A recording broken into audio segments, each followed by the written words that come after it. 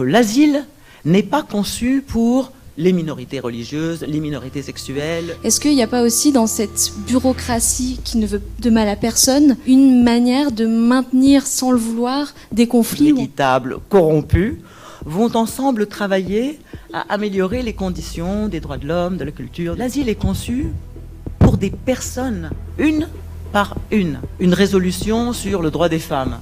Mais qui vote ? L'Arabie Saoudite. Les Nations Unies, c'est une société de gouvernement, pas de personnalité. Bienvenue à cette rencontre avec Ayem Suro autour de l'asile et de la mise en mouvement des peuples du monde entier. Ayem Suro, vous êtes philosophe et écrivaine. Vous avez été fonctionnaire international de l'UNESCO pendant plusieurs années, au département des sciences humaines et de la philosophie. Vous avez publié « Qui sommes-nous ?», un livre consacré aux rencontres philosophiques de l'UNESCO, paru chez Gallimard en 1996. Vous avez aussi écrit des contes pour enfants, comme « L'inconnu de la forêt » chez Gallimard Jeunesse, ou « Les contes du Caire », ce que j'ai de plus précieux, paru aux éditions L'École des loisirs. Vous avez fondé en 2008 l'association Pierre Claver. C'est une école qui porte un projet totalement exceptionnel, sans équivalent en France. L'établissement propose en effet de scolariser totalement gratuitement des demandeurs d'asile, de leur enseigner le français, mais aussi la poésie ou l'histoire. Durant votre parcours, vous avez également eu la chance de rencontrer et de côtoyer le philosophe Michel Serres, que nous célébrons ce week-end et qui a beaucoup marqué votre carrière, notamment à l'UNESCO. Ayem Suro, les guerres naissent dans l'esprit des hommes. C'est dans l'esprit des hommes qu'il faut élever les défenses de la paix. Voici donc pour commencer ce qu'annonce le préambule de l'acte constitutif de l'UNESCO. Vous avez donc travaillé pendant plusieurs années. Et donc c'est en plein dans notre sujet. C'est pour ça que je voulais vous poser la question. Que vous inspire cette phrase qui est au cœur de notre rencontre du jour ? Alors, est-ce que ça marche ? Non, maintenant ça marche. Alors, puisque les guerres naissent dans l'esprit des hommes, c'est dans l'esprit des hommes qu'il faut élever les défenses pour la paix par l'éducation, la science et la culture. Je dois vous dire que lorsque j'ai lu cette phrase pour la première fois, cela m'a inspiré un grand éclat de rire. Parce que l'UNESCO a été créée en 1946, c'est-à-dire au lendemain de la guerre et d'un des épisodes les plus inhumains, les plus atroces qu'ait connu l'Europe. Épisode qui est parti d'un pays d'Europe qui n'était de loin pas le plus inculte, le moins éduqué, le moins pénétré par la science. Et donc je ne comprenais pas comment, en 1946, au lendemain de la guerre en Europe, et notamment du désastre allemand, on pouvait croire que c'était que le mal, que la guerre, que la violence naissait d'une absence d'éducation, d'une absence de science et d'une absence de culture. Ça me paraissait d'un angélisme absolument extraordinaire. Et un angélisme, voilà. La phrase est belle. J'avoue que ça a de la gueule, puisque la guerre naît dans l'esprit des hommes, c'est dans l'esprit des hommes qu'il faut élever. Elle est pas mal. Et sans doute, peut-on espérer par l'éducation, par le partage des progrès scientifiques, par la culture, je ne sais même pas ce que ça veut dire, transformer petit à petit, ronger les murs. Mais il faudrait pour cela que l'UNESCO ou les Nations Unies ne soient pas ce qu'elles sont. En fait, cette phrase reflète, puisque la guerre naît dans l'esprit des hommes, c'est dans l'esprit des hommes, cette phrase est l'ombre portée de quelque chose. Elle est l'ombre portée de la Société des esprits, qui a été fondée plutôt, j'ai peur de dire une connerie, dans les années 20. La Société des esprits a été créée après la SDN sur l'idée qu'on ne peut pas avoir une société des nations si on n'a pas une société des esprits. Et donc on va fonder une société des esprits, mais la société des esprits, c'était des hommes C'était des personnalités, et pas les moindres. Einstein, Marie Curie, Paul Valéry, Jean... Voilà, c'est tout ce qui me reste. Et qui devaient ensemble travailler à une coopération intellectuelle qui était pour eux indispensable pour inspirer la paix entre les nations. Très bien. C'est pas du tout ce que sont les Nations Unies. Les Nations Unies, c'est une société de gouvernement, pas de personnalité, ni même de nations. Et donc, comment est-ce qu'un ensemble de gouvernements, et c'est ça l'UNESCO, les 3/4 d'entre eux étant des dictatures, des gouvernements extrêmement violents, brutaux, inéquitables, corrompus, vont ensemble travailler à améliorer les conditions des droits de l'homme, de la culture, de l'éducation. Ça, c'est rigolo. Vraiment, ça, c'est absolument extraordinaire. Et ça, c'est ce que j'ai vécu à l'UNESCO. C'est-à-dire d'abord cet extraordinaire angélisme de l'incipit du préambule de la Constitution. Et puis ensuite, le fonctionnement des Nations Unies, qui est extraordinaire. C'est-à-dire que vous avez, par exemple, concrètement, une résolution sur le droit des femmes. Mais qui vote ? L'Arabie Saoudite, ils vont voter le droit des femmes. C'est ahurissant, totalement ahurissant. Donc, tant que ce sont des gouvernements, et pas n'importe lesquels, parce que les gouvernements démocratiques sont en minorité, sur lesquels on compte pour faire progresser l'humanité, je crois qu'on ne va pas y arriver tout de suite. Hein. Et vous me parliez aussi de la manière dont l'UNESCO se payait parfois de mots au point de disserter pendant plusieurs jours sur s'il fallait dire qu'on s'oppose fermement à la paix, si on s'y oppose définitivement, absolument. Est-ce qu'il n'y a pas aussi dans cette bureaucratie qui ne veut de mal à personne une manière de maintenir sans le vouloir des conflits, ou en tout cas de ne jamais les résoudre en s'y prenant clairement, quoi? L'UNESCO, de toute façon, n'a pas vraiment comme mission d'arrêter les conflits. Ça, c'est pas son but, mais de créer des conditions possibles de la paix. En effet, ça n'est qu'une bureaucratie, et c'est une bureaucratie, je pense, la plus inerte possible, puisque c'est une bureaucratie totalement improductive. Jean d'Ormesson disait, c'est un fromage sur un nuage. Un fromage parce que les gens sont très très bien payés. Il y a toutes sortes d'histoires qu'on raconte sur l'inertie et l'improductivité extraordinaire de l'UNESCO. Il paraît qu'un jour, je ne sais pas qui rend visite à l'UNESCO. Il est accueilli par René Maheu, qui est à l'époque le directeur général, c'est un Français. Donc une grande personnalité arrive, je ne sais pas, le pape.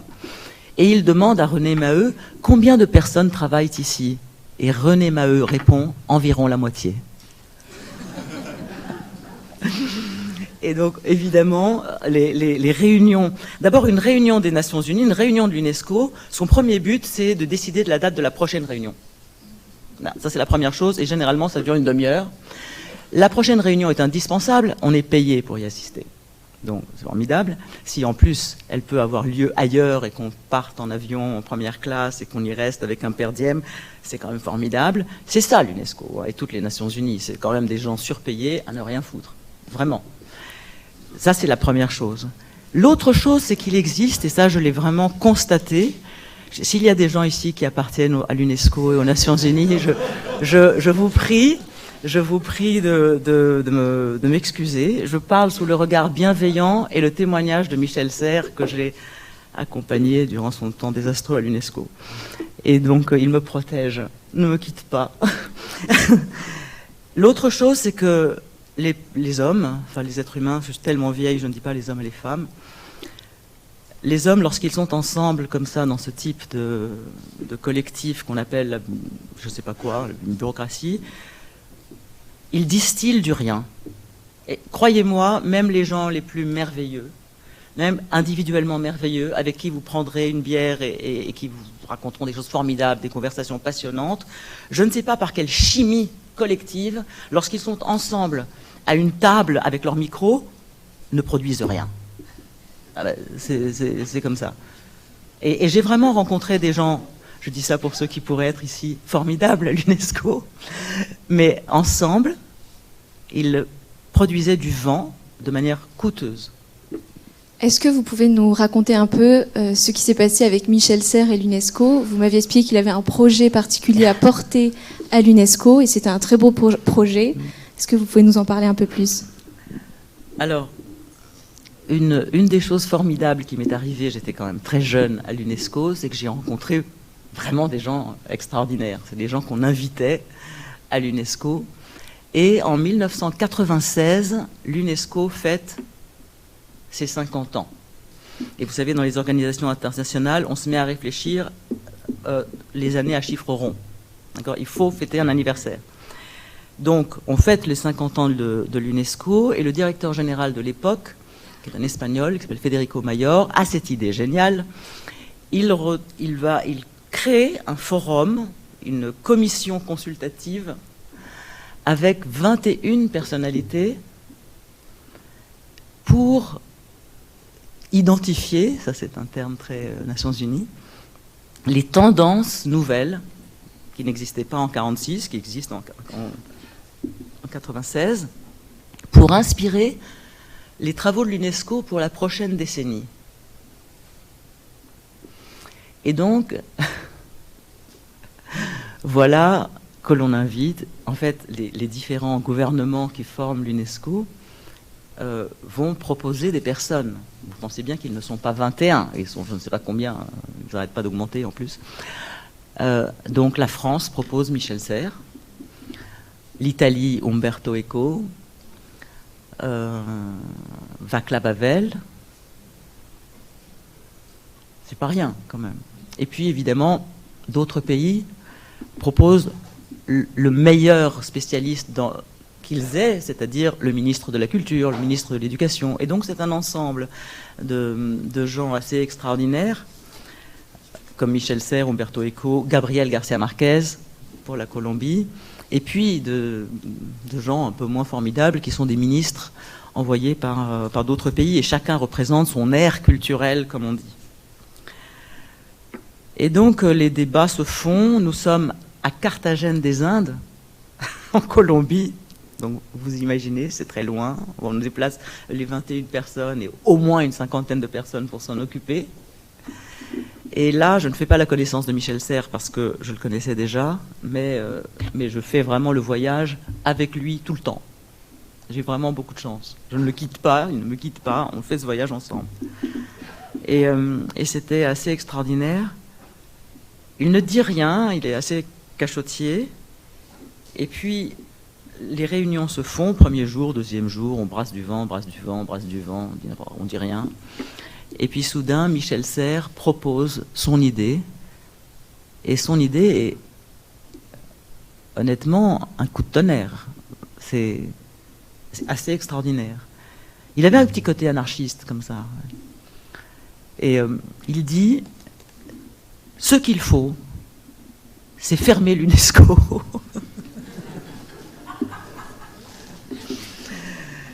C'est fermer l'UNESCO et faire à la place, créer à la place une université de tous les savoirs dans toutes les langues. Et là, il commence à développer.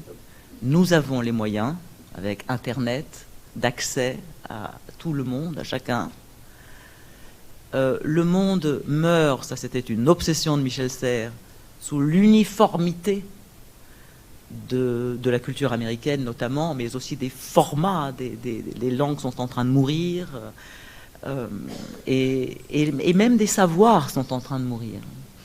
Et donc, ce que l'UNESCO pouvait faire de mieux, c'était d'organiser ça, c'est-à-dire tout simplement une université de tous les savoirs, dans toutes les langues, accessible gratuitement dans le monde entier. Ah, alors là... extraordinaire. Après les félicitations d'usage, qui sont généralement très mauvais signes. Quand dans une réunion, on commence par vous féliciter, vous pouvez être sûr que votre idée est morte. Et pause café, machin, etc. Et puis se forme la résistance bureaucratique. Les gens ne se consultent même pas, en fait. Je ne sais pas comment ils font, c'est formidable. Et là viennent les obstacles. Pourquoi ça n'est pas possible? Et c'est absolument génial. Les obstacles à cette université, qui est quand même une idée extraordinaire. Genre, ça reste une idée extraordinaire. C'était les savoirs, ça doit être sanctionné. Je veux dire, comment est-ce qu'on décide que ça, c'est un vrai savoir, un faux savoir? Donc, il faut tout de même des pairs, hein, n'est-ce pas? Donc, il va falloir vraiment créer des commissions en médecine, en astrophysique, en broderie, en apiculture, etc., pour vérifier que le savoir c'est le bon, n'est-ce pas? Déjà, il y a ça, c'est emmerdant, comment est-ce qu'on va faire? Et puis ensuite, ce qui est important dans une université, c'est les sanctions. C'est les diplômes, par exemple. Alors, comment est-ce que l'on va breveter? Ça va être compliqué, ça. D'accord? Donc, comment est-ce qu'on va breveter? Comment est-ce que l'on va choisir les savoirs? Quels sont les experts? Et donc, de comment en comment, en fait, on brode ce merveilleux bouclier d'impossibilités techniques. Et l'idée meurt de sa belle mort en 3 jours, à peu près. C'était passionnant, ce massacre. Et on en a beaucoup parlé avec Michel Serres, dans l'avion, dans les salles d'attente, dans les restaurants de Bogota, etc. C'était assez extraordinaire. Mais donc j'ai vu la naissance et la mort d'une idée. Merci beaucoup pour cette histoire qui en dit long sur Michel Serres. Et ça m'évoque une autre question sur notre thème de la paix. Est-ce que le problème, c'est pas globalement qu'on se pose beaucoup la question du comment, et donc des interrogations très, très concrètes sur des détails, et qu'on oublie tout simplement de prendre un peu de distance et de se demander pourquoi on fait ce qu'on est en train de faire? Est-ce que c'est pas ça, finalement, une des formes de la banalité du mal, en réalité? Il y a les deux extrêmes, c'est-à-dire il y a l'inattention aux détails, qui est un crime, le préférence pour les grandes lignes, les statistiques, les masses, etc., et pas une attention aux toutes petites choses qui comptent autant et auxquelles nous avons le devoir d'être attentifs. C'est ce qui fait la différence entre hier et aujourd'hui. Vous voyez, les gens vous disent, là, maintenant, nous sommes en train de vivre les années 30. Non. C'est peut-être pire. Donc la nouveauté est souvent dans le détail. Donc il y a cette inattention au détail, d'un côté, et de l'autre extrême, un engouement du détail. Ouais, l'engouement du « oh mais on ne va pas faire de brevet, comment est-ce qu'on va faire ?» à la conférence de Wannsee, lorsqu'on a proposé la solution finale, l'argument le plus fort contre l'extermination des Juifs, c'était comment est-ce que les femmes allemandes mariées à des hommes qui auraient disparu, devenus poussière, résoudront les problèmes d'héritage et de divorce. C'est un problème, en effet. Voilà, ça fait partie des exemples de ce que peut être la banalité du mal. J'imagine se poser ce genre de questions, à la fois absurdes et profondément indécentes. Pour revenir sur Michel Serres, je voulais savoir ce qui vous a apporté dans votre parcours. Vous m'avez parlé de quelque chose qui va un peu donner de l'optimisme à ce premier moment. Vous m'expliquiez qu'il était de ceux qui croient que le perfectionnement est possible, qu'un salaud ne reste pas un salaud, que les choses ne sont pas gravées dans le marbre. Vous pouvez nous en dire plus? Oui, ça, c'est vraiment... cet optimisme. Cet optimisme est très important, parce que surtout quand on a étudié la philosophie et qu'on vient d'un monde assez théorique, de recherche, d'études, de solitude, etc., l'entrée dans le monde réel est brutale, n'est-ce pas? Et lui, sa bienveillance, le caractère sans cesse concret de sa pensée, était un pour moi une sorte de la possibilité d'une réconciliation, d'une réparation. Ça, c'est ce qui m'a apporté le plus, parce que j'étais très jeune quand je l'ai rencontré, et ça m'a servi beaucoup pour ne pas vivre de manière schizophrène, avec d'un côté la pensée formidable, pure et idéale, et puis de l'autre côté le monde abominable. Oui, et qu'il était possible d'imaginer un monde où, pour reprendre les mots de Baudelaire, l'action est la sœur du rêve. Il dit, vous n'êtes pas la sœur du rêve. Ça c'est très, très, très important. Il y avait chez Michel Serres d'abord une bienveillance qui est là dans tout chaque millimètre de sa peau et dans son regard extraordinaire, une bienveillance qui était une attitude cognitive, pas psychologique. Il avait une manière d'écouter, de puiser dans les mots, dans vos mots, qui vous rendait intelligent. Vous voyez, c'est une bienveillance extraordinaire. Et en fait, ça, c'est-à-dire cette bienveillance de la pensée, cette bienveillance, je dirais, de l'oreille, parce qu'il entendait les mots. Je me souviens, par exemple, d'une chose assez extraordinaire. Un jeune passe, nous sommes dans les années, début des années 2000, j'imagine, et il dit « Ah putain, c'est grave !» Et Michel Serres dit « C'est formidable !» Et tout d'un coup, il se met à plonger dans ce mot « grave », qui était prononcé « Ouais, c'est grave, ouais, c'est nul, c'est grave », etc. Et il dit, il retrouve en fait la lourdeur de la gravité et du mot grave dans son sens le plus latin, dans la bouche de ce petit adolescent boutonneux. C'était merveilleux, ça. Vous voyez, ça, pour moi, c'est ça, Michel Serres. C'est-à-dire cette capacité d'émerveillement, de bienveillance, de surprise, d'étonnement. Il était très amer sur énormément de choses. Et ça ne l'a pas empêché d'espérer, et ça, c'est assez extraordinaire. Ça, c'est une vraie leçon. La dernière chose il m'a énormément donné, dans le très peu de temps où je l'ai connu, il m'a en fait montré du doigt une place pour la philosophie qui est toujours la mienne, puisque moi j'ai fait des études de philosophie et j'ai renoncé à faire de la philosophie. Il m'a raconté une anecdote. Si je peux me permettre, je vous la raconte. Il m'a dit, vous savez, quand on projetait de construire le barrage d'Assouan, en Nubie, dans le sud de l'Égypte, l'Égypte, après son indépendance, avait besoin d'énergie et d'électricité. Et donc, on a décidé de construire un barrage à Assouan. C'est un gros problème. Est-ce que c'est les Anglais qui vont le construire, les Français, les Russes? Ce sera les Russes. Et donc, voilà. C'était un énorme projet, d'accord, un énorme chantier, et donc on a réuni des gens, des personnalités, des experts. Il y avait là des banquiers, des financiers, bien sûr des diplomates, des architectes, des ingénieurs, hydrauliques, mécaniques, etc. Vous imaginez, énormément d'experts, mais on n'a pas inclus de philosophes.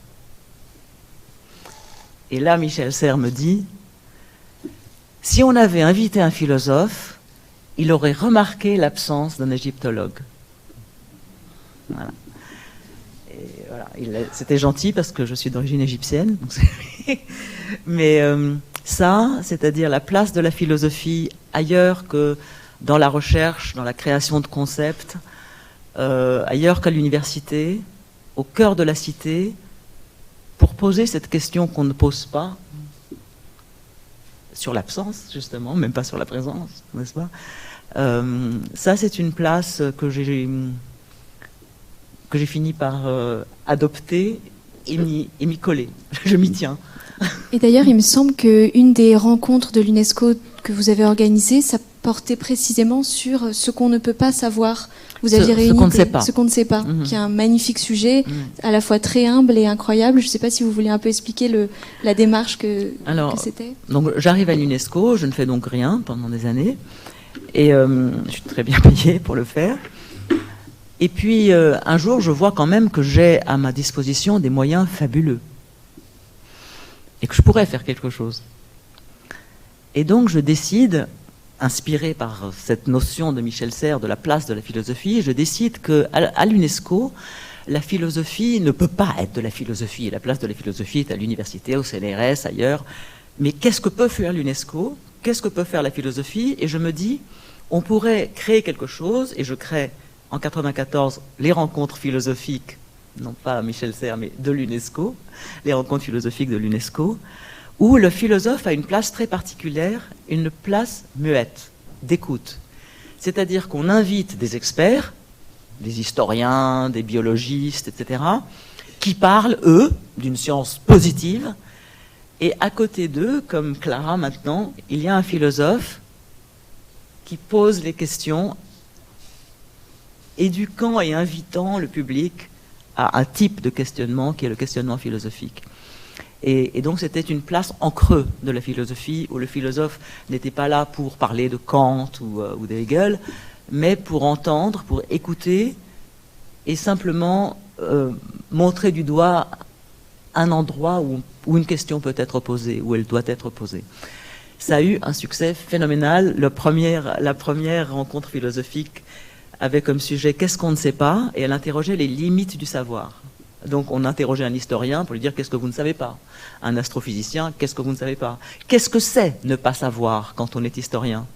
Qu'est-ce que c'est ne pas savoir? Donc c'était sur l'ignorance, qui est, comme vous savez, une spécialité philosophique, et les philosophes étaient là pour donner non pas du répondant, mais du questionnant à la chose. C'était très chouette. Michel Serres était évidemment invité.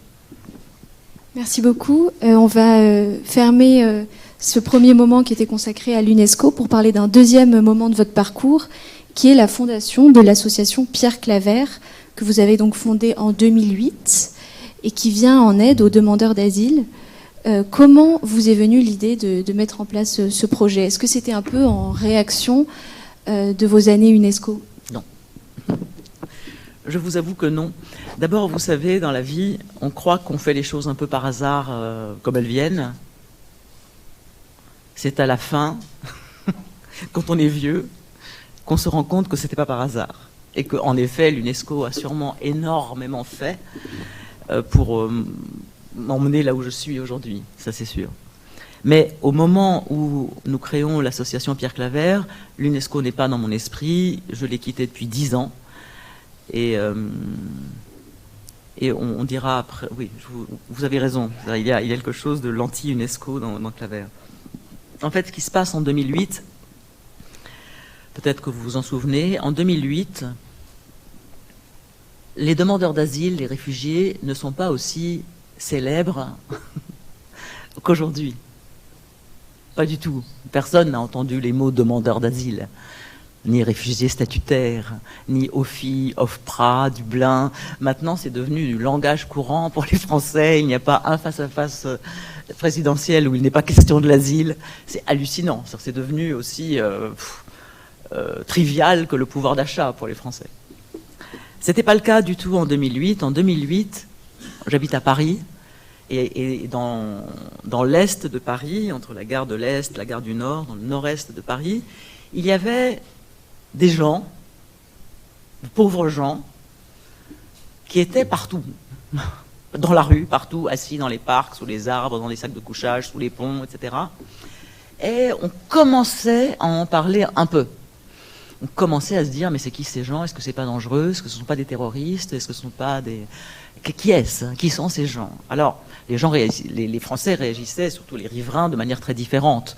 Un mélange de pitié pour les uns, de compassion pour les autres, de colère, d'indignation, etc. Et dans tous les dîners, le sujet revenait. Est-ce que tu es pas passé par la gare de l'Est? T'as vu? C'est extraordinaire. Mais c'est qui ces gens? C'est des Afghans. Il paraît que c'est des Afghans. Des Afghans? Comment peut-on être Afghan? Bon. Et moi, j'entendais sans cesse, dans les discussions d'amis, comme ça, courantes, en fait, cette question tout le temps, c'est que fait l'État? Mais en fait, c'est indigne, ça en France, sur le territoire national, sur notre sol, mais c'est indigne, que fait l'État? Que fait le gouvernement? Ce sont des incapables, etc. Et ça, c'était tout le temps ça. C'est-à-dire que la dernière phrase d'une conversation, c'était « mais que fait l'État ?» Et moi qui n'ai pas été élevé dans une grande révérence pour l'État, je me suis dit, tous ces gens qui ont l'air très soucieux des étrangers qui peuplent nos rues, je vais tous les appeler en leur disant, est-ce que vous voulez vous associer et nous faisons quelque chose? C'est tout. C'est comme ça qu'est né Pierre Claver. C'est-à-dire avec juste, et vous, que faites-vous? Et nous, que faisons-nous? Et ça a été extrêmement simple. C'est-à-dire que toutes les personnes que je connais sont venues faire partie de l'association Pierre Claver, et chacun avait sa petite idée. Les uns disaient, on peut par exemple commencer à enseigner le français. Ça va être utile un jour ou l'autre s'ils sont acceptés en France, s'ils restent en France. On peut aller faire du sport, courir. Il suffit d'une paire de pompes, et d'ailleurs ils portent tous des chaussures de sport. Donc on va courir, ils ont l'habitude de courir, ils ont couru de Kaboul à Paris, donc on va continuer à courir. On va visiter des musées, on va aller dans les parcs, on va faire des pique-niques, voilà, c'est tout. C'est comme ça que ça a commencé, c'est-à-dire que chacun venant avec ce qu'il croyait devoir faire. Voilà, que puis-je faire? Que dois-je faire? Et c'est comme ça, et petit à petit, cette association faite uniquement d'amis s'est déployée en association plus large, c'est-à-dire les amis d'amis et les amis d'amis et les parents d'amis et les cousins d'amis, etc. Ça fait des gens qu'on finit par ne plus connaître, mais dont l'origine est de faire ce que nous pensons devoir faire sans l'État. Non pas parce que nous sommes les ennemis de l'État, pas du tout, mais parce que l'État ne peut pas tout faire. Et que la France, ça n'est pas l'État. La France, c'est nous. Voilà. Et donc ces gens sont venus en France, c'est-à-dire chez nous, on s'en occupe. Donc vous avez mis en place de manière très concrète quelque chose qui peut paraître abstrait ou relevant uniquement de l'État, qui est le droit d'asile. Je vais vous lire la Constitution du 27 octobre 1946. Tout homme persécuté en raison de son action en faveur de la liberté a droit d'asile sur le territoire de la République. Que pensez-vous de cette définition? Et vous, comment est-ce que vous définiriez ce droit qui est le droit d'asile de manière subjective? Ce que vous venez de citer, c'est les phrases qui sont dans la Constitution française. Alors, il faut savoir que généralement, lorsqu'on parle du droit d'asile, les gens se réfèrent à la Convention de Genève. Mais en France, il y a dans la Constitution de la République française ces quelques lignes assez belles sur le droit d'asile. Donc, quand bien même la France cesserait, comme il a souvent été question, d'être parmi les signataires de la Convention de Genève, ce qui est possible, elle peut dire, j'en ai par-dessus la tête de cette convention, j'en sors. Eh bien, il resterait quand même la Constitution. Eh bien, moi, j'en pense beaucoup de choses, parce que c'est extraordinaire. En fait, on ne mesure pas à quel point c'est étonnant d'avoir dans la Constitution d'un pays. La Constitution d'un pays, c'est ce qui fait que ce pays est ce pays. C'est ça la Constitution, c'est comme notre Constitution physique. Sans ça, la France n'est pas la France. Généralement, dans une Constitution, on ne parle que des Français. Le français est la langue officielle, les Français sont... La France est laïque, la France est... la France. Là, il est question de personnes qui ne sont pas françaises. Et donc, la Constitution de la République prend en compte l'étranger. C'est absolument extraordinaire. Première chose. Et l'autre chose à laquelle on ne pense pas souvent, c'est que, vous l'avez dit, tout homme persécuté en raison de son action en faveur de la liberté, c'est tout homme, chacun des hommes. Donc il y a, cette attention est donnée, vous parliez du détail, ce n'est pas les peuples, ce n'est pas les communautés, c'est chaque homme, chaque personne humaine. Et ça aussi c'est extraordinaire, c'est-à-dire que l'asile n'est pas conçu pour les minorités religieuses, les minorités sexuelles, les peuples en difficulté, pas du tout. L'asile est conçu pour pour des personnes, une par une. Lorsqu'elles viennent demander l'asile, elles viennent raconter un récit personnel, un récit, ça s'appelle comme ça dans la Convention de Genève, un récit. Elle doit dire pourquoi elle a dû quitter son pays, pourquoi elle demande l'asile à la France. Et son récit est personnel. Elle ne peut pas dire parce que je suis chiite, ou parce que... Elle ne peut pas dire ça. Elle doit justifier d'un récit, d'une histoire personnelle, d'une persécution personnelle. C'est absolument extraordinaire. Voici la constitution d'un État qui laisse un espace pour une personne humaine avec son récit à elle. Il y a de la place en France pour elle seule. Ça, c'est une chose qu'il faut dire sans cesse, parce qu'on croit que l'asile, c'est une espèce de machin comme ça, englobant toutes les personnes du monde. Non, c'est une par une. La dernière chose, c'est qu'en lisant les phrases que vous avez lues, il faut entendre le droit des deux côtés. Chaque homme persécuté, je ne vois rien, en raison de son action en faveur de la liberté, a droit d'asile sur le territoire de la République.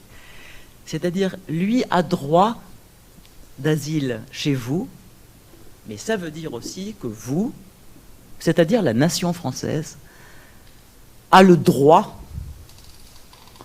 de faillir à l'extradition. Voilà un type qui est recherché par son pays parce que il est, je ne sais pas, il a blasphémé ou apostasié ou Dieu sait quoi, ou il est homosexuel, enfin bref, on le cherche pour le mettre à mort ou pour le mettre en prison. Et ce pays n'est peut-être pas votre ennemi. Eh bien, vous suspendez l'amitié d'un État avec l'autre État pour permettre à cette personne de trouver asile chez vous. L'asile, c'est juridiquement une suspension de l'extradition. C'est une suspension du respect que les États ont pour les États. C'est une manifestation extraordinaire de l'amitié de la nation française, c'est-à-dire du peuple français, c'est-à-dire de chaque Français, pour un homme ou une femme qui se serait battu pour la liberté. Il a ici sa place, ici nous sommes le pays de la liberté, c'est votre patrie, venez. Ça, c'est extraordinaire, je trouve que c'est comme ça qu'il faut l'entendre. C'est pas une espèce de mécanique juridique incompréhensible, pas du tout. C'est un truc extraordinaire, absolument extraordinaire. Il faut y tenir comme, comment dire, un sommet de civilisation, comme la noblesse même, en fait, de la République. Oui, le mot droit d'asile, on peut insister sur le mot droit, on peut aussi insister sur le mot asile et donner tout l'aspect personnel, l'aspect très concret. Je pense à cette étudiante qui s'est mise en sous-vêtements, Madame Dariae, parce qu'on lui avait demandé de mettre correctement son foulard, et pour se rebeller, elle a enlevé ses vêtements et elle est actuellement en prison.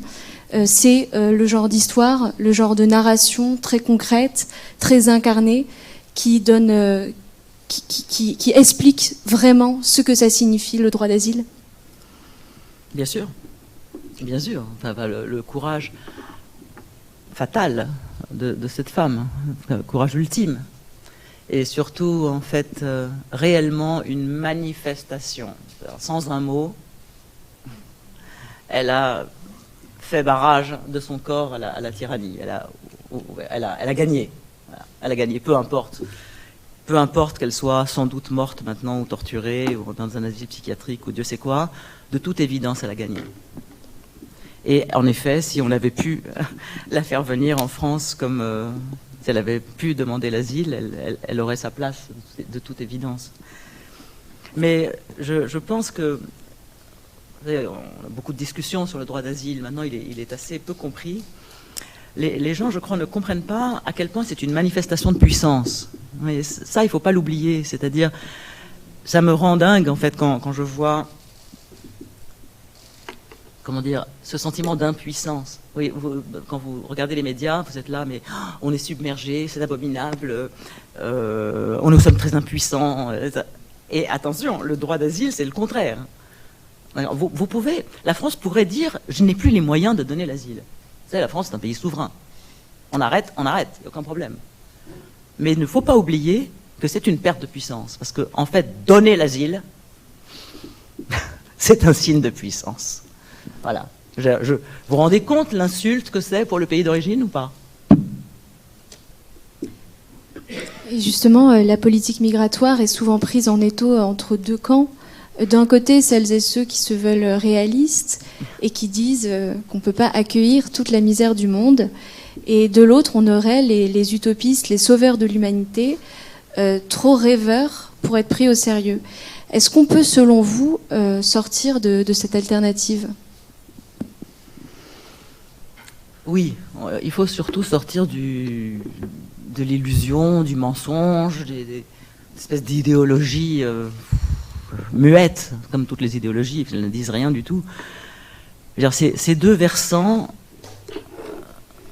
l'un de gauche, qui est, mais il faut accueillir de manière inconditionnelle tout le monde. Asile, immigrés, migrants, tout le monde. Tous les gens qui sont malheureux et qui souhaiteraient venir doivent pouvoir venir. De l'autre, il faut fermer la France. Trouver un moyen pour murer les 20 000 kilomètres de littoral français, sans compter les montagnes, ici on est plutôt côté montagne. Les deux sont totalement impraticables. C'est-à-dire, ce qui fait venir ces pauvres gens en Europe, c'est précisément un mode de fonctionnement européen, d'accord, de richesse, de justice, de prospérité, de paix civile, qui est un système délicat. Je n'ose pas dire fragile, il est délicat. Donc, on ne va pas le foutre en l'air, alors que c'est précisément ce que nous avons de plus précieux. Donc, accueillir tout le monde, mais comment? Par quels moyens? Alors, c'est ça que les gens... Ce que je voulais dire, je me suis embrouillé là. Ce que je voulais dire, votre question, c'est, il y a deux sortes de rêveurs, les rêveurs de gauche, les rêveurs de droite, pour parler vite. Il y a ceux qui veulent nous murer et interdire l'arrivée des étrangers, et ceux qui veulent les accueillir tous, et les deux sont des rêveurs, en effet. Ce qu'il y a, c'est que aucun des deux ne pose, comme vous avez dit très bien plus tôt dans notre discussion, aucun des deux ne sort de la question comment. D'accord? C'est les indices, comment est-ce qu'on peut les accueillir davantage, mieux, on ne fait jamais assez bien, c'est indigne ce qu'on fait, etc. De l'autre, c'est comment est-ce que l'on peut rendre la France moins attractive, comment est-ce qu'on peut la murer, etc. Il y a une question qui n'est absolument jamais posée, c'est pourquoi? Et le premier pourquoi, c'est mais pourquoi est-ce que ces pauvres gens quittent leur pays? Premier pourquoi. Deuxième pourquoi est-ce qu'on se sent contraint de les accueillir? Troisième pourquoi est-ce qu'on ne veut pas les accueillir? Pourquoi est-ce qu'on ne voudrait pas les accueillir? S'interroger sur les causes de ce... Vous aviez eu un très joli mot, cette mise en mouvement du monde, n'est-ce pas? Mise en mouvement des peuples, c'est beaucoup plus joli que migration. S'interroger sur les causes de ce mouvement mondial, d'une part. Sur les raisons qui nous les font admettre parmi nous, ou au nom de quoi on voudrait ne pas les admettre, ou les admettre, se poser cette question du pourquoi, c'est-à-dire à cause de quoi, à quelle fin, au nom de quoi. C'est absolument indispensable. Comment est-ce que vous voulez trouver une solution à un problème migratoire, en l'occurrence, sans du tout analyser les causes? Ça n'existe pas. Or, ces questions sont très intéressantes et elles sont nouvelles pour nous dans notre monde. Je prends la première, par exemple.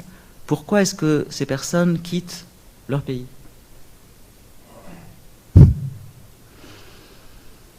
D'abord, pourquoi est-ce qu'elles quittent leur pays pour venir ici, la première réponse que je donnerais, c'est parce que c'est possible.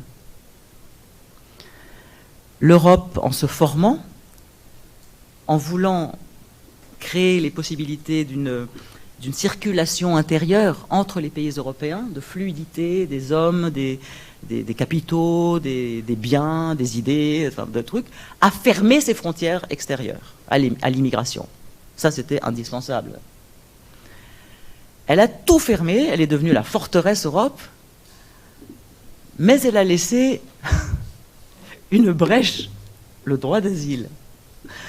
Or, le droit d'asile est un droit très particulier, donc c'est une convention internationale, la Convention de Genève, et elle autorise les demandeurs d'asile à venir sans visa, sans autorisation. Cette exception date de l'après-guerre, puisque le droit d'asile a été fait quasiment sur mesure pour l'après-guerre, au moment où on avait des tas de résistants ou d'opposants dans les pays du bloc communiste, des apatrides, des pays qui n'existaient plus, des juifs. Et donc, ne pas avoir de visa, c'était indispensable. Vous n'alliez pas voir des Russes faisant la queue devant l'ambassade de France, devant la police, pour venir. Donc l'exemption de visa était évidemment pour permettre à des personnes de venir silencieusement dans les pays du monde libre. Vous voyez à quel point encore c'est une puissance. Vous voyez, nous donnons l'asile car nous sommes le monde libre. Et ils quittent ce monde de merde qui est le monde communiste. Voilà. Donc c'est toujours un signe de puissance, hein, l'asile. Et donc cette exception de visa est une invitation à venir. C'est la seule manière. Les gens, vous entendez tout le temps dans les médias, les clandestins, l'immigration irrégulière. Mais vous rigolez ou quoi? Elle est forcément irrégulière s'ils demandent l'asile. Voilà. Donc, ils viennent demander l'asile, sans visa, évidemment, et je pense que de bonne foi, chacun d'entre eux ne se dit pas « quand même, je suis un menteur, je ne suis pas du tout un combattant de la liberté, je quitte juste mon pays parce que c'est un pays de merde et qu'il n'y a pas de justice et qu'il n'y a pas de truc, ou je viens d'une minorité sexuelle, religieuse. » Je crois qu'il se dit, à juste titre, qu'il vient d'un pays invivable. Et il vient d'un pays invivable. Il faut bien comprendre que ce n'est pas le problème d'une France trop attractive, c'est le reste du monde totalement répulsif. Et donc il a, je veux dire, M. Retailleau peut faire tout ce qu'il veut pour rendre la France moins attractive. Le reste du monde est répulsif. On ne peut pas y vivre. Ce sont des sociétés dysfonctionnelles, totalement corrompues, d'une brutalité qu'on ne peut pas commencer à imaginer, partout. Partout, dans les rues, dans les écoles, dans les universités, dans le travail, à l'usine, dans le gouvernement, partout, dans les prisons, dans les commissariats, dans les supermarchés, partout. C'est une horreur. C'est abominable de vivre dans ces pays-là.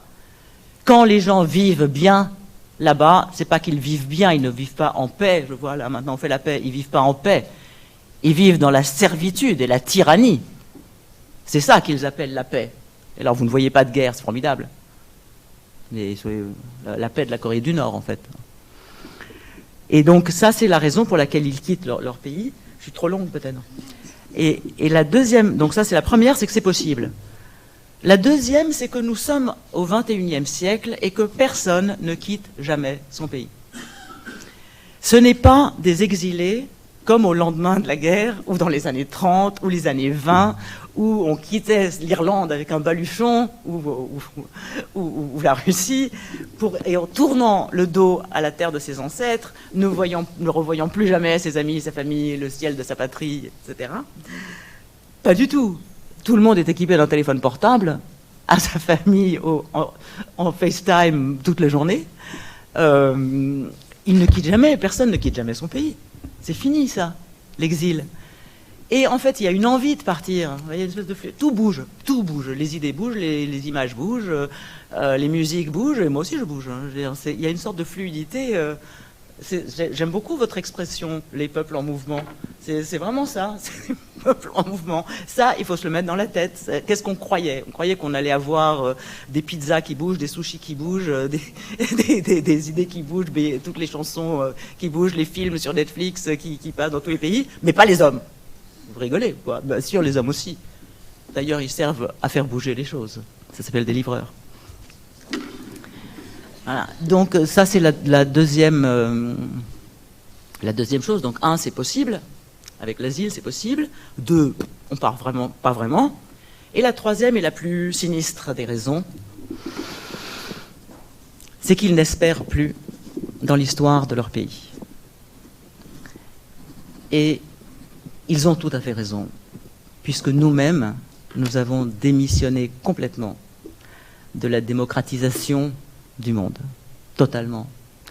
Puisque nous les acceptons comme demandeurs d'asile, c'est bien que nous pensons qu'ils sont totalement inaptes et incapables de faire dans chacun de leurs pays les réformes nécessaires pour avoir une société plus juste, plus équitable, plus prospère. Nous ne pensons pas du tout qu'ils peuvent risquer leur vie pour faire une révolution. Nous ne pensons pas ça. Sinon, nous ne les accueillerons pas. On dirait, mais rentre chez toi, fais la révolution, qu'est-ce que tu fais ici? Nous croyons, comme eux, que traverser la Méditerranée, c'est en fait un billet, non pas dans l'espace, mais dans le temps. Là, ils franchissent d'un coup 100 ans, 80 ans, 50 ans. C'est une forme de mépris, en fait. En réalité, nous pensons que ces gens sont incapables d'histoire, nous les accueillons ici dans le XXIe siècle.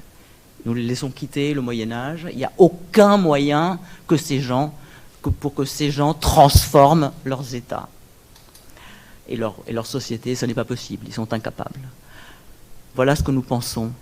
Et donc si nous le pensons, ils le pensent aussi. Ils le pensent d'autant plus qu'ils nous voient, nous, les démocraties libérales, européennes, occidentales, copains avec leur gouvernement. Nous sommes les amis et partenaires des gouvernements qui les font souffrir et qu'ils quittent. Ils nous voient serrer des mains, faire des projets, etc. Ils nous voient complices même des gouvernements à qui nous demandons en notre nom d'empêcher les migrants de s'en aller. Vous voyez, donc, vous vous rendez compte, et qui sont coupables des plus grands crimes en notre nom. Parce que vous imaginez que la Libye, par exemple, ou l'Égypte, ou le Maroc, à qui l'on a demandé de contrôler un peu les départs pour pas qu'on voit mourir dans la Méditerranée, les naufrages, etc., c'est insupportable. Nous sommes très sensibles. Et donc, si vous pouviez quand même les garder chez vous, ce serait mieux. De quelle manière pensez-vous qu'ils retiennent les migrants? C'est à cause de ces régimes même que les gens s'en vont. Donc ça n'a absolument aucun sens. Comment peut-on compter sur ce type de régime pour contenir les migrants? Nous croyons faire pression. Nous croyons faire pression. C'est très drôle quand on entend les ministres dire oui, on ne va pas leur donner des visas pour venir en France, etc. Nous croyons que la pression est de notre côté, la pression est de leur côté. C'est eux qui nous tiennent par la gorge. Si on les embête un tout petit peu, ils vont nous balancer 1 million de personnes en plus sur nos rivages. C'est eux qui nous tiennent. On ne peut pas négocier avec des dictatures. Et les gens qui viennent ici nous voient négocier. Et donc voilà les raisons, les 3 raisons pour lesquelles les gens partent. C'est assez intéressant. Nous ne pourrons pas contrôler, comme on dit, ou créer une politique migratoire appropriée si on n'adresse pas, c'est un anglicisme, si on ne s'occupe pas de chacune de ces causes, chacune de ces raisons. Merci beaucoup, c'était très complet. Parmi les raisons qui font qu'on accueille ces personnes, il y a la place qu'occupe les migrations de travail. On a un peu cette idée qu'un demandeur d'asile, pour être accepté en France, il doit travailler.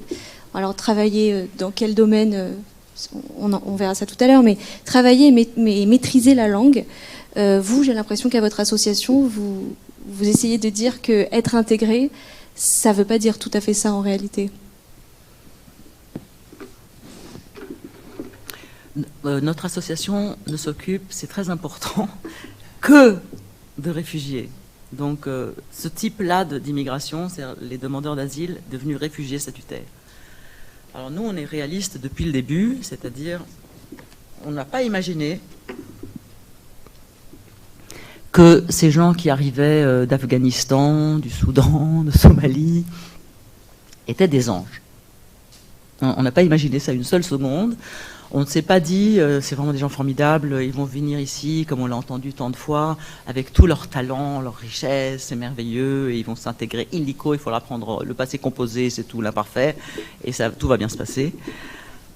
On n'a pas pensé ça du tout, parce que un réfugié adulte, c'est d'abord une personne humaine abîmée.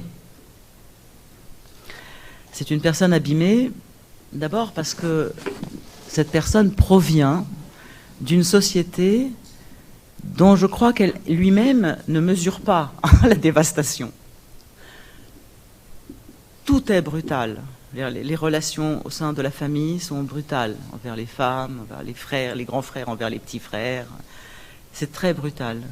Les professeurs et les élèves, la pression sociale, les interdictions incroyables, l'impossibilité de faire un choix personnel.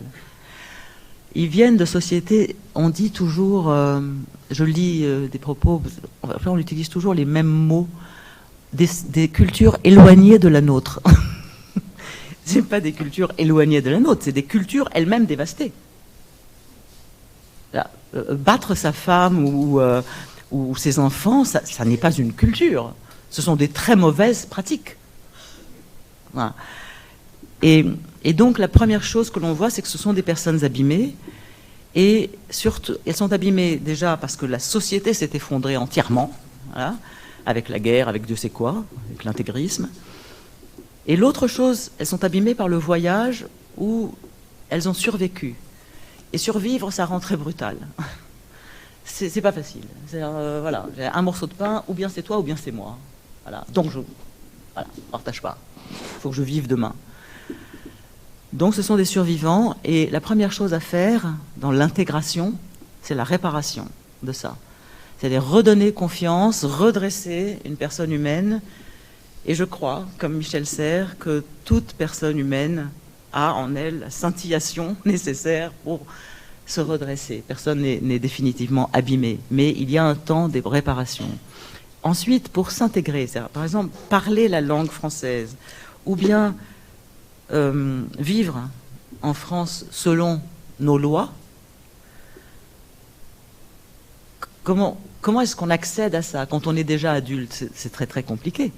Donc ce que nous essayons de faire à Claver, c'est tout d'abord de fournir une maison, qui est la maison Claver. C'est une maison, vraiment, avec un petit jardin, une porte, des fenêtres, une maison, comme les enfants dessinent une maison. Où déjà la coexistence de gens très différents, des hommes, des femmes, des Somaliens, des Ukrainiens, des Kurdes, etc., ensemble est compliquée. Voilà. Et donc déjà c'est une mise à l'épreuve assez sévère, une bonne préparation à ce que ça va être que vivre dans la République, avec des ressources limitées. On a ce qu'il faut de crayons, de livres, etc., de café, de thé, des ressources limitées, un système assez les gens parlent de Claver comme un kibbutz parce qu'on n'a personne, en fait, on n'a personne pour s'occuper de l'entretien de la maison ou de la sécurité de la maison. On fait tout nous-mêmes. Ce qui est une très bonne manière, en fait, d'inviter les gens à être chez eux. Voilà. Et donc, nos élèves font le ménage, nos élèves arrosent les plantes, nos élèves gardent la porte, nos élèves accueillent les invités, qui sont donc les étrangers à leur tour, etc. Et donc, cette manière d'habiter sa maison en France, d'accueillir, de partager, de diviser, d'attendre, d'arriver à l'heure, de ne pas imposer un certain nombre de comportements que les autres ne comprennent pas ou trouvent hostiles, insupportables, c'est déjà dans la maison, sans même dispenser un cours. C'est déjà dans la maison un apprentissage assez, par contamination, par immersion. Les élèves restent un an et demi à peu près chez nous, donc qui laissent une marque. C'est assez rare de sortir de Claver comme on est rentré. On est transformé. Nous aussi, on est transformé d'ailleurs. Depuis le début de ces rencontres, il y a eu beaucoup de définitions de la paix. On a parlé de la paix comme construction, comme processus, comme idéal. En vous écoutant, Ayam Suro, j'ai l'impression que dans votre association, la paix, c'est aussi une habitude quotidienne en réalité. Je crois que la paix, si on ne veut pas dire des sornettes sur la paix, des généralités que l'on peut avoir vous voyez, chez Starbucks, écrit sur les murs. Il faut penser les deux bords, c'est-à-dire la paix du côté intérieur et la paix extérieure, c'est la paix politique comme construction politique. Les deux sont pas différentes, elles sont liées par une tension extrêmement difficile à pénétrer. Je n'aime pas beaucoup dans « maintenant on fait la paix » le mot « maintenant » parce que faire la paix c'est long. La paix n'est pas le but de ce qu'on doit faire, à mon sens. Je crois que ce que j'ai appris à Claver, moi, ce que j'ai appris, c'est que le but, notre but à tous, à vous, à moi, nous tous, c'est en fait de réaliser une humanité. La paix en est une condition. Elle n'est pas le but. Le but n'est pas la paix. Et une humanité, et peut-être que c'est là qu'on devrait comprendre ainsi les phrases de l'UNESCO par l'éducation, par la culture, etc. C'est pour ça que notre devise est de l'amitié avant toute chose. C'est que cette vertu personnelle, la vertu personnelle d'écouter quelqu'un d'autre qui n'est pas moi, de ne pas en avoir peur, de lui laisser le temps de parler, de me demander s'il n'a pas raison, d'être là quand il a besoin de moi, de ne pas lui imposer quoi que ce soit, cette extraordinaire mesure qui est une vertu personnelle entre soi-même et autrui, un étranger, et nous sommes tous des étrangers l'un pour l'autre, cette paix-là interpersonnelle est indispensable à l'autre paix, c'est-à-dire la paix politique, la paix construite entre les nations, etc. Elle est indispensable. Qu'est-ce que ce serait? Que seraient nos institutions qui garantissent la paix, le partage, la juste distribution, si nous n'étions pas nous-mêmes impliqués personnellement, chacun d'entre nous, pas pour leur sauvegarde, et si nous n'étions pas convaincus de leur nécessité? Mais il n'y aurait pas d'institution. Elle repose sur les hommes, elle repose sur les personnes. Et donc, dire à quelqu'un, la France est une république laïque, les hommes et les femmes sont égaux, enfin, tous ces trucs qu'on dit en permanence, fraternité, égalité, etc., c'est des mots strictement vides. Si dans le comportement entre une personne et l'autre, le fondement de toutes ces choses magnifiques, la laïcité, l'égalité, ne sont pas incarnés, vécus par chacun d'entre nous dans ses relations avec autrui, qui est la base de toute autre relation. Ça demande énormément de courage. Vous savez, Spinoza disait la paix, c'est la concorde des courages. Il détestait la paix comme absence de guerre, hein, comme cessez-le-feu. Non, cessez-le-feu n'est pas la paix. C'est juste l'absence de guerre, c'est une privation de guerre. La paix n'est pas non plus cet amollissement du confort de chacun sur son portable avec son truc dans les oreilles. Ça, c'est sûr que si aucun de nous n'entend personne et regarde son Instagram, il y aura la paix. Il y aura même un silence absolument formidable. Mais ce n'est pas la paix. Vous voyez, ni l'absence de guerre, ni l'amollissement bourgeois et confortable de nos sociétés pourrigatées ne sont la paix. La paix, c'est le courage de se lever pour être plus humain. Et on ne peut pas le faire sans autrui. Et l'étranger nous aide à ça, à construire une humanité. Il y a un philosophe, Martin Buber, qui écrit que toute vie véritable est rencontre. Je crois que c'est un philosophe que vous appréciez beaucoup. Est-ce que c'est cette idée-là, que toute vie véritable est une rencontre, et donc rencontrer un demandeur d'asile, ce n'est pas rencontrer un ange, ce n'est pas rencontrer non plus une bête? On a un président de la République américaine qui dit que les migrants mangent des chats et des chiens. Voilà où on en est de notre rapport aux migrants en ce moment. Mais c'est rencontrer quelqu'un. C'est quelque chose qui vous guide au quotidien. Dans cette phrase magnifique, toute vie véritable est rencontre. C'est ça?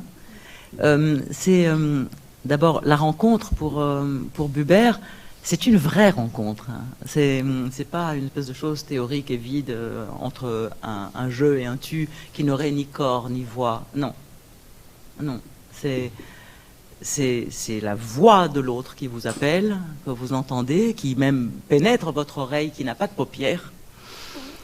Et vous répondez. Et en répondant, vous êtes responsable. Vous ne seriez rien si vous n'étiez pas appelé par autrui.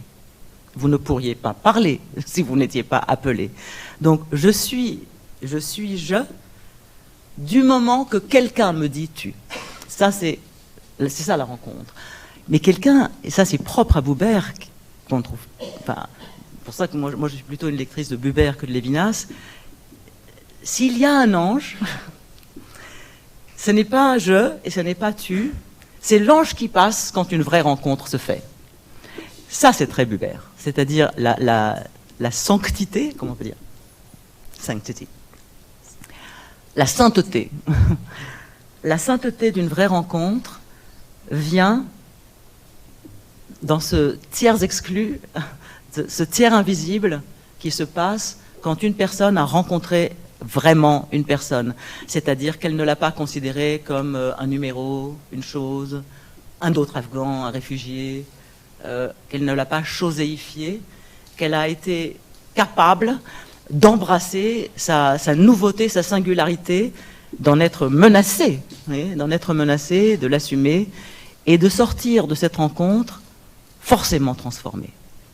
Forcément transformé. Ça, c'est ce qui est formidable chez Buber, c'est la modestie de son optimisme. Voyez, c'est-à-dire cette paix, maintenant on fait la paix, cette paix commence dans ce petit scintillement qui peut exister entre deux personnes. Voilà. Et à force d'épiphanie, comme ça, quelque chose de tout à fait, lui il dit divin parce que c'est un penseur religieux, mais quelque chose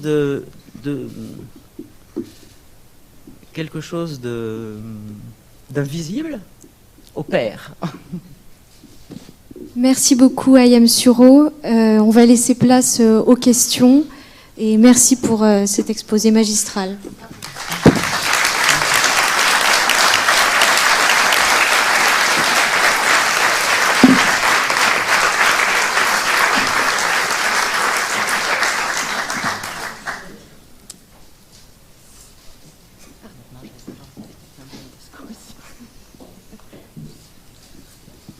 Est-ce que vous ne pensez pas que la justice est une condition de la paix ? Je parle de la justice entre les peuples et entre les pays. S'il n'y a pas de justice, on ne peut pas faire la paix. Et exprimer justement quels sont les motifs d'injustice.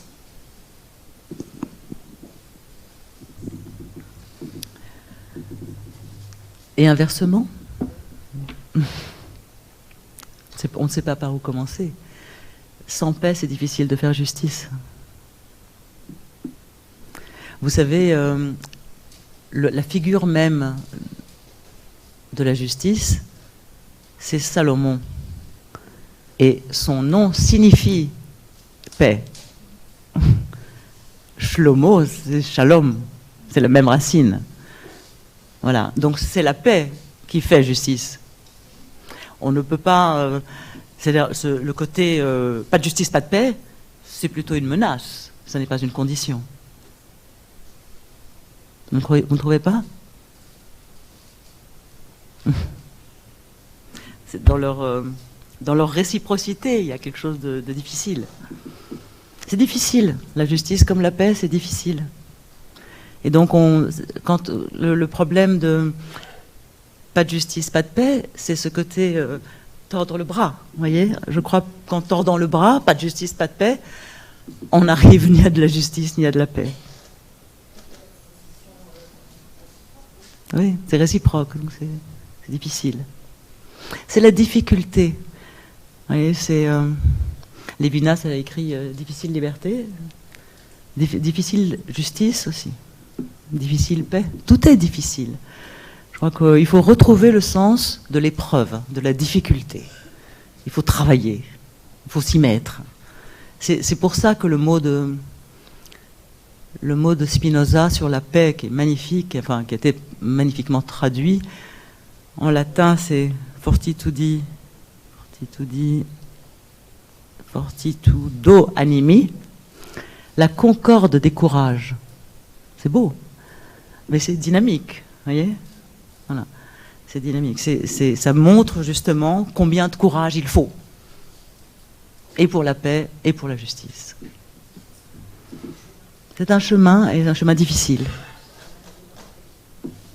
Voilà, c'est maintenant qui me fait de la peine.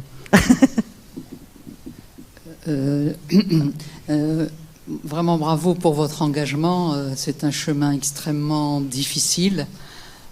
Ça me rappelle un peu l'abbé Pierre même, je dirais.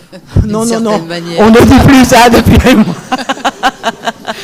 Par pitié. Et je voulais juste savoir qui est Pierre Claver. Alors, Pierre Claver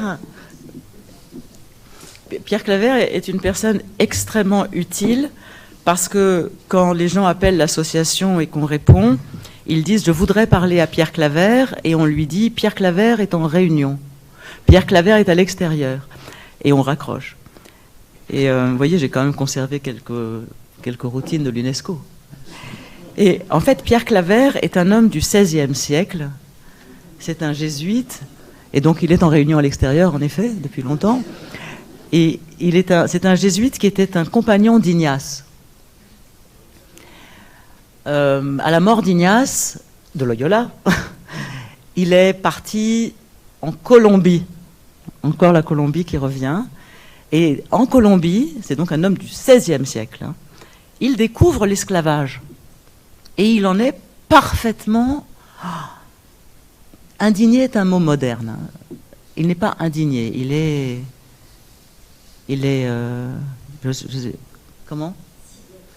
Sidéré, comme il a beaucoup écrit, il est sidéré, il est meurtri, il est tourmenté, très tourmenté par l'esclavage, ce qui est déjà assez extraordinaire, parce que ça montre que la conscience d'un homme n'est pas forcément liée aux préjugés de son époque.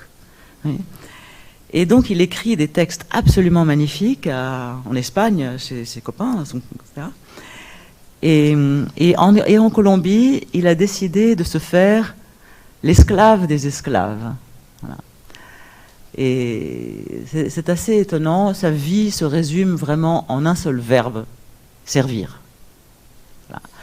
Et nous, on a pris ce nom de Pierre Claver, non pas parce que nous sommes amoureux des jésuites, mais parce que dans les écrits de Pierre Claver, il y a un passage absolument génial. Clara nous a lu plein de phrases magnifiques. Et Pierre Claver dit dans ma vie, chaque fois que je n'ai pas fait l'âne, je me suis trompé. Qu'on le batte, qu'on le maltraite, qu'on l'insulte, l'âne, toujours, poursuit son chemin, jamais ne se plaint, quoi qu'on l'accable, il continue son chemin. Et donc nous, on a choisi cette image-là, à la fois modeste de l'âne, qui n'est pas un cheval, l'âne c'est modeste, du beau, de la noblesse de servir, et aussi de l'humour de chaque fois que je n'ai pas fait l'âne, je me suis trompé, c'est-à-dire l'âne, on ne regarde ni à droite ni à gauche, on s'en fout, on fait notre travail. Voilà. L'âne est un animal sympathique, et c'est justement à cause de l'âne, qui est le symbole de notre association, que nous avons choisi Pierre Claver.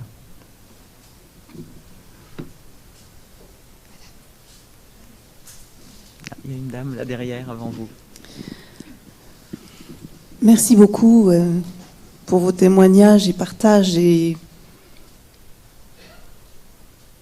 oui, le courage de votre vision, je dirais, assumé. C'est bon à entendre. Vous avez posé la question cruciale, je crois aussi, quand on est face à des mouvements de population comme ça et en détresse, c'est le pourquoi ils partent. Et effectivement, je crois aussi que la question à se poser, c'est voilà, ce qui se passe en face.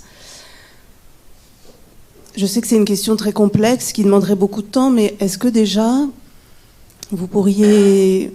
Enfin, j'aimerais vous entendre, vous, avec votre expérience, sur des propositions à faire pour intervenir effectivement, pas seulement en urgence d'accueil de situations en détresse, mais aussi de construction plus large à l'échelle universelle, on va dire, pour trouver l'équilibre de la cohabitation de tous ces peuples et leurs maisons premières. Qu'est-ce qu'on pourrait faire, nous, en tant que pays, j'ai du mal à le dire, mais je vais quand même le dire, démocratique, en tout cas au départ de construction plus récente démocratique, enfin plus ancienne plutôt, par rapport effectivement à toutes ces dictatures qui sont des hémorragies de population, parce qu'il n'y a plus la possibilité de s'expanser, de se déployer, de donner ses talents, de construire. Comment on pourrait se positionner pour proposer des solutions, des choses concrètes. Merci. Je voudrais m'assurer d'une chose. Dans la première question que vous avez posée, vous avez dit comment ça se passe en face. Est-ce que vous voulez dire dans les pays d'origine qui ont été quittés ?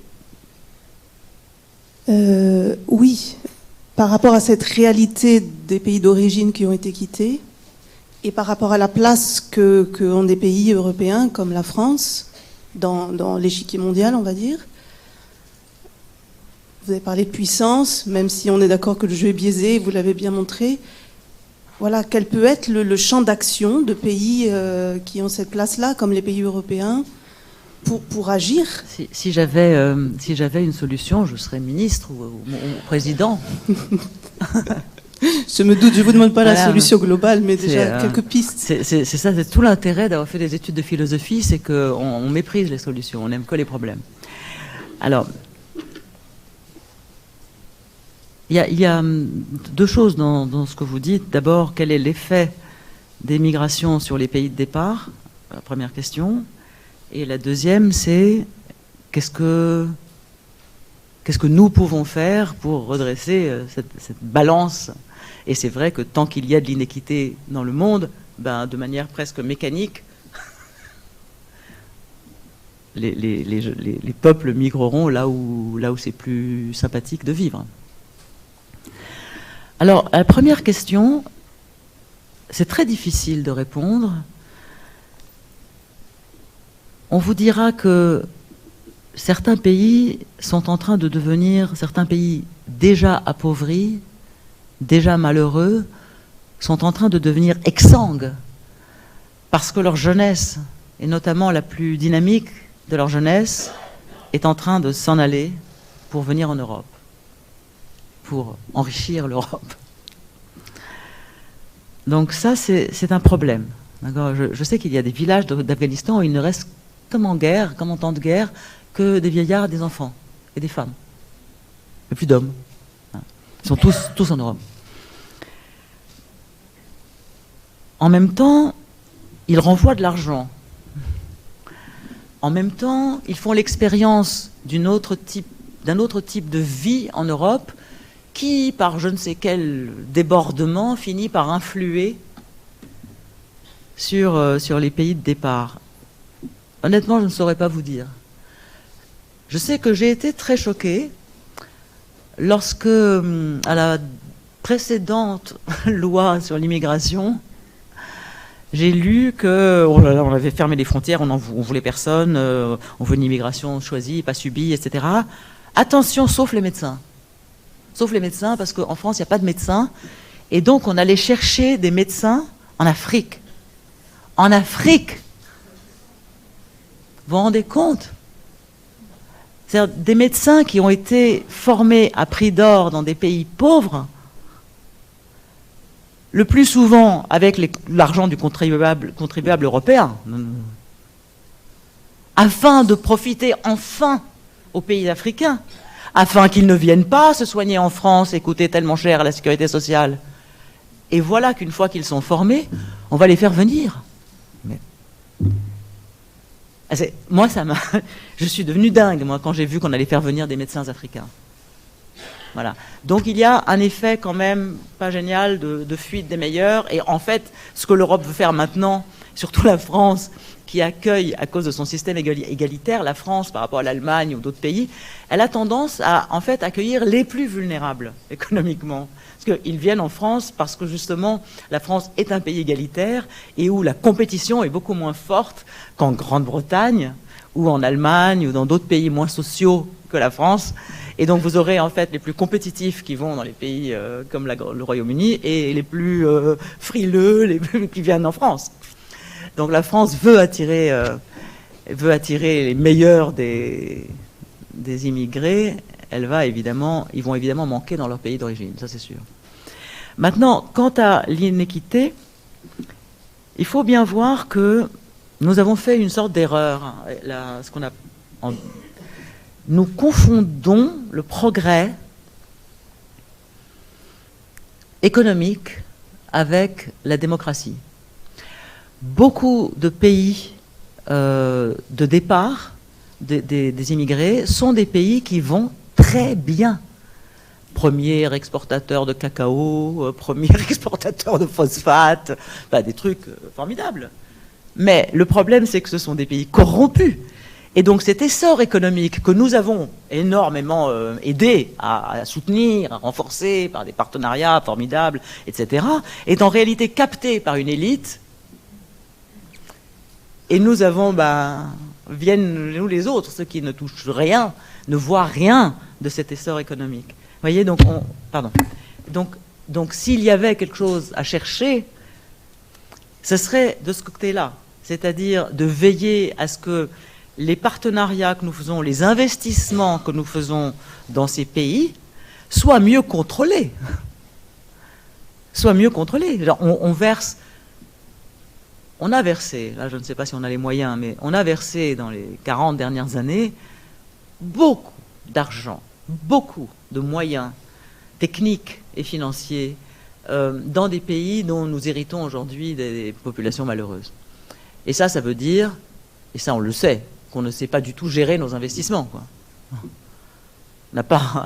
C'est pas normal de jeter de l'argent comme ça et sans savoir du tout où est-ce qu'il va atterrir, quelle inéquité il va produire.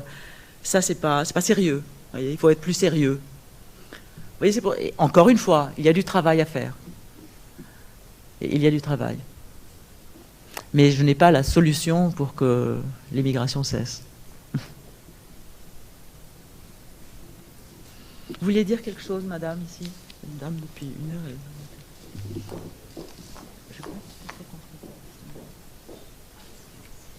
Bonsoir. Je vous remercie pour votre prestation et pour cette épaisseur humaine que vous nous faites toucher du doigt. Je pense que c'est nécessaire. Moi, j'ai des questions pratiques. Alors, j'ai fait de l'alphabétisation pendant de nombreuses années. Je voudrais savoir, votre maison, votre association, quel en est le financement? Est-ce qu'il y a un hébergement? Combien de migrants accueillez-vous? Pendant combien de temps? Nous, on se donne, dans l'association où j'ai travaillé, 3 ans pour, à coup de 2 heures, 4 heures, 6 heures parfois par semaine, ça dépend des gens que nous avons devant nous et de leurs possibilités. On se donne 3 ans pour que, effectivement, un migrant puisse se débrouiller, en France, correctement, le plus correctement possible. Nous sommes tous bénévoles. Voilà. Donc, je voudrais savoir un peu l'organisation de votre association. Merci. Alors, l'association est une seule école qui accueille pendant des périodes répétées, c'est une maison, une période qui se répète, qui se renouvelle de 6 mois, 120 élèves à la fois, ce qui fait, avec le roulement, à peu près 200 par an. Le temps moyen chez nous est de 18 mois. Je dis moyen parce que, comme vous venez de le dire, quand on arrive analphabète, le chemin est sans doute plus long que quelqu'un qui arrive déjà anglophone, par exemple. Voilà. Vous avez vu la diversité et la variété. Comment sommes-nous financés? Exclusivement par des dons de particuliers et de subventions privées, de donations privées. Puisque l'idée de Pierre Claver, c'était de peser le moins possible sur l'État, de travailler, d'apporter notre concours à l'intégration des étrangers en France, en comment dire, en ne pesant pas davantage sur le trésor de l'État. Donc on a dans nos statuts l'interdiction de toucher un centime de subvention publique, ce que vous savez en France est totalement impossible, puisque en fait vous ne pouvez pas faire quelque chose sans l'État en France, puisque les dons privés sont défiscalisés. C'est donc une aide de l'État. Voilà. Ils sont même sérieusement défiscalisés. Donc on est unique. Et nous sommes aussi tous des volontaires. Nous sommes tous volontaires. Il n'y a pas de personnes payées. Donc ce que nous payons, c'est le loyer de la maison, les crayons, le thé, etc. Et récemment, nous avons ouvert des classes dans les entreprises françaises. Donc il y a des classes qui vont s'ouvrir, qui se sont ouvertes chez Vinci, l'entreprise de construction. Et comment ça, c'est assez amusant. Ce sont des classes clavaires, donc exactement comme nous faisons, qui sont...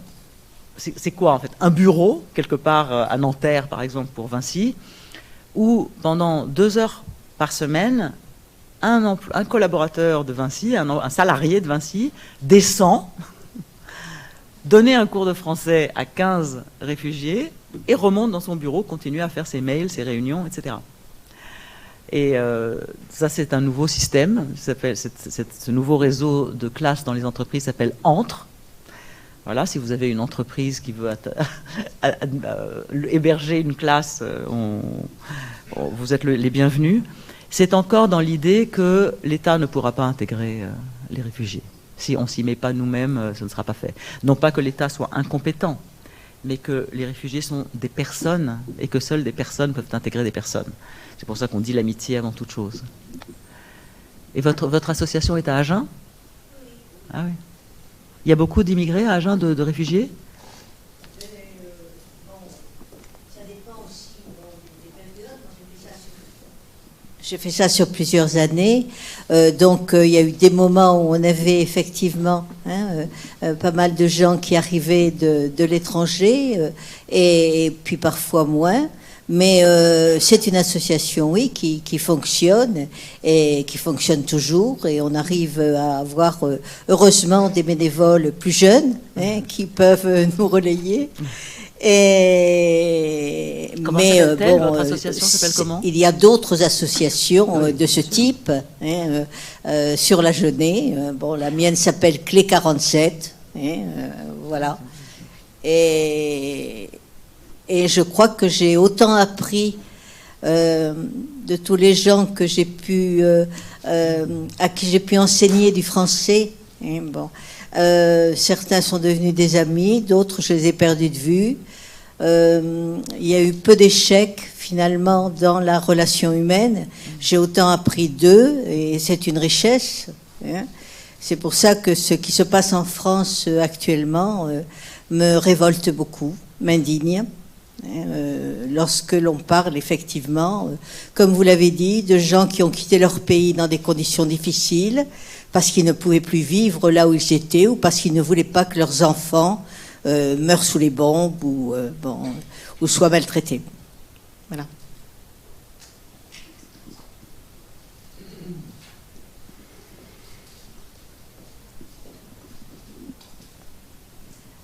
Il y a une dame là.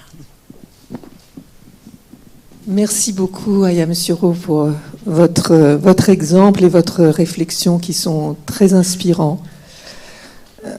Que faut-il faire pour qu'il soit contagieux? Vous nous avez montré que vous avez réussi à faire en sorte que dans notre monde, l'action soit la sœur du rêve. Et je pense, moi, à cette phrase des frères Karamazov qui m'ont viatique: nous sommes tous responsables de tout et de tous devant tous. Et je crois qu'il termine par « et moi plus que les autres ». Je pense que c'est exactement ce que vous avez fait. Et donc il y a quand même cette question: que faut-il pour que cet exemple soit contagieux? Moi-même, j'ai été contaminée. Vous avez contaminé aussi. Ah non, j'ai été contaminée. Il y a des expériences assez impressionnantes un peu partout. Vous savez, il y avait...